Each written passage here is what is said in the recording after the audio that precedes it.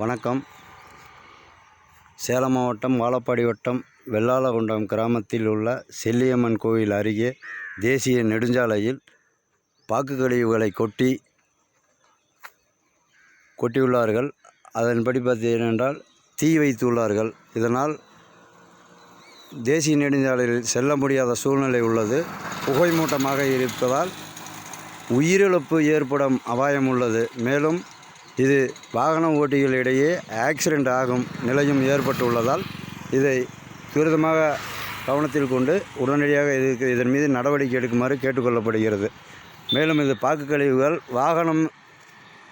எதிர்ப்புறம் வரும் வாகனம் தெரியாத அளவுக்கு புகை மூட்டம் காணப்பட்டுள்ளதால் இதை உடனடியாக இதன் மீது நடவடிக்கை எடுத்து இந்த புகை மூட்டத்தை கட்டுப்படுத்தி இந்த குப்பைகளை அகற்ற நடவடிக்கை எடுக்குமாறு கேட்டுக்கொள்ளப்படுகிறது.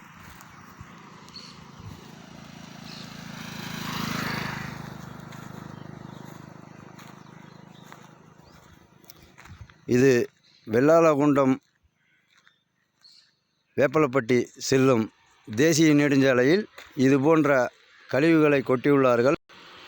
தற்போது இந்த கழிவுகளில் கொட்டி குப்பைகளை எரிக்கப்பட்டதால் இந்த தேசிய நெடுஞ்சாலையில் உள்ள அந்த கல் வெடித்து சாய்ந்துள்ளது. இது தற்போது இந்த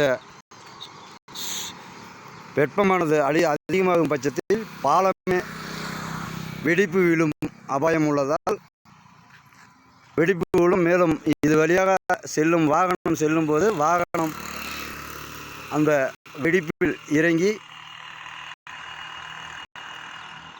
விபத்து ஏற்படும் நிலை உள்ளதால் உடனடியாக இதன் மீது நடவடிக்கை எடுக்குமாறு கேட்டுக்கொள்ளப்படுகிறது. இப்படிக்கு